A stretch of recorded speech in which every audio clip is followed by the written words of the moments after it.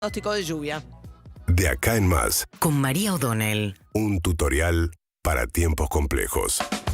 Bueno, se acerca el día de las elecciones finalmente, que será el domingo, las elecciones legislativas para renovar la mitad de la Cámara de Diputados y para renovar un tercio del Senado. El objetivo de la oposición es alcanzar 120, un número total de 120 bancas, lo que convertiría a Juntos por el Cambio en la fuerza más numerosa, en la primera minoría en la Cámara de Diputados. Ese es el objetivo de máxima.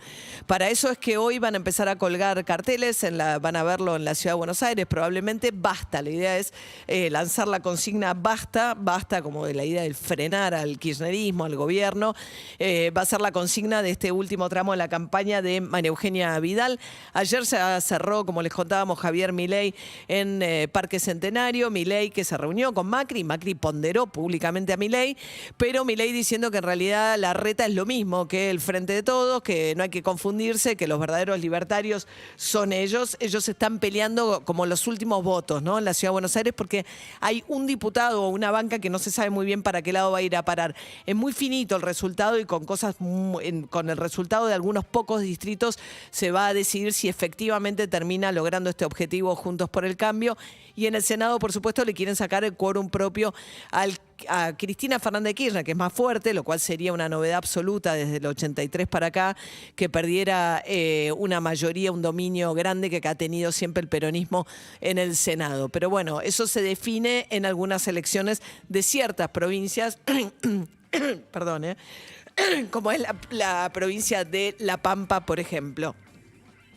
Y en estas últimas horas, los asuntos más conflictivos para el gobierno son efectivamente los que están pegando más fuerte en la campaña electoral. Por un lado apareció Macri, habló del tema de la deuda con el Fondo Monetario. Ahí el gobierno se siente bastante cómodo de acusar a Macri de haber endeudado muy rápidamente a la Argentina de una manera que le genera muchas de las situaciones complicadísimas que tiene hoy en el frente externo con el Fondo Monetario Internacional.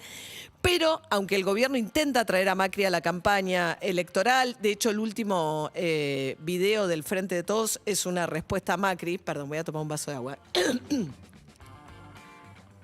Gracias, Majo.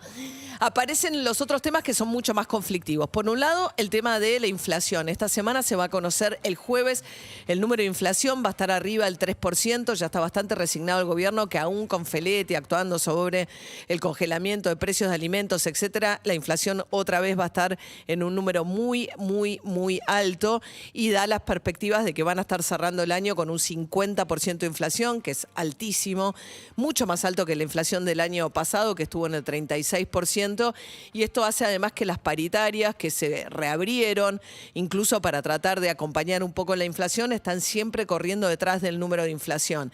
El tema de inflación y poder adquisitivo son temas que son fundamentales para tratar de entender este momento tan difícil que va a enfrentar electoralmente el gobierno el domingo.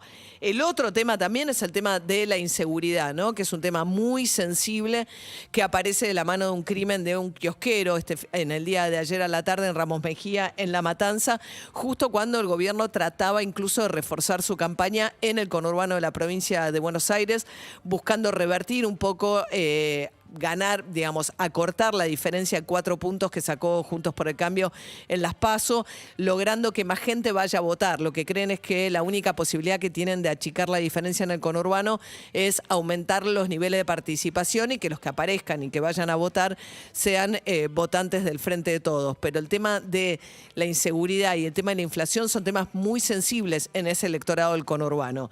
Y después un tema que suele ser más sensible, sobre todo un electorado que ya no es tan afín al gobierno, pero que volvió a aparecer en las noticias, tiene que ver con el tema de la corrupción. ¿Por qué? Porque José López, el exsecretario de Obras Públicas durante el gobierno kirchnerista, el hombre que revolvió los 7 millones de dólares en un bolso en un convento, y así fue que descubrieron y lograron llevar adelante una causa por enriquecimiento ilícito en su contra. Bueno, obtuvo la libertad condicional. ¿Por qué? Porque cumplió 2/3 de la condena. Uno se puede preguntar ahí, bueno, son muy bajas las condenas, las penas para casos de corrupción, 7 años. Pero la verdad, y lo charlábamos recién con Hugo Alconada, la gran paradoja es que por lo general la gran cantidad de casos de corrupción permanecen impunes. Lo distinto del caso de López fue que lograron condenarlo. Lograron condenarlo porque él mismo apareció en esas circunstancias tan inexplicables llevando los bolsos de dinero a un convento de monjas y justo lo encontraron. Pero el tema de la corrupción y de los privilegios también, porque esta semana lo que va a pasar en las próximas horas es que Cristina Fernández de Kirchner va a lograr que quede en firme una decisión judicial de primera instancia que le concede la posibilidad de cobrar 2 jubilaciones excepcionales, la suya como expresidenta y la pensión de Néstor Kirchner. En total eso le va a permitir cobrar 2.800.000 pesos por mes, porque cada una de estos saberes jubilatorios se corresponde con lo que cobra un juez de la Corte Suprema de Justicia de la Nación. Uno puede entender que alguien que prestó un servicio excepcional, como es haber sido presidente de un país, pueda tener una jubilación excepcional. Ahora, que cobre 2 al mismo tiempo, bueno, esto es lo que Cristina Fernández de Kirchner había reclamado durante el gobierno de Macri. En ese momento la ANSES le dijo que no y ahora le dijo que sí. La ANSES, que habitualmente va judicialmente y cada vez que tiene un fallo que va en contra o que le exige pagar alguna compensación o un ajuste, se presenta y apela. En el caso de Cristina Fernández de Kirchner, esta vez la ANSES a cargo de Fernanda Raberta no se presentó a reclamar en contra de esta decisión, que razón por la cual va a quedar en firme porque no hay nadie que apele esta decisión. Eventualmente, si hubiese apelado la ANSES, la decisión final hubiese recaído sobre la Corte Suprema de Justicia de la Nación. Hubiese sido interesante ver qué decidía la Corte Suprema en este caso. Pero corrupción, inseguridad e inflación son los temas que aparecen arriba de la mesa muy cerca de la elección. No son los temas que quiere poner en agenda el gobierno, que se siente mucho más cómodo cuando aparece Mauricio Macri y se ponen a discutir quién tiene la responsabilidad de haber dejado a la Argentina endeudada de la forma en que está con el Fondo Monetario Internacional. ¿Cómo te extraño, mi amor? ¿Por qué será?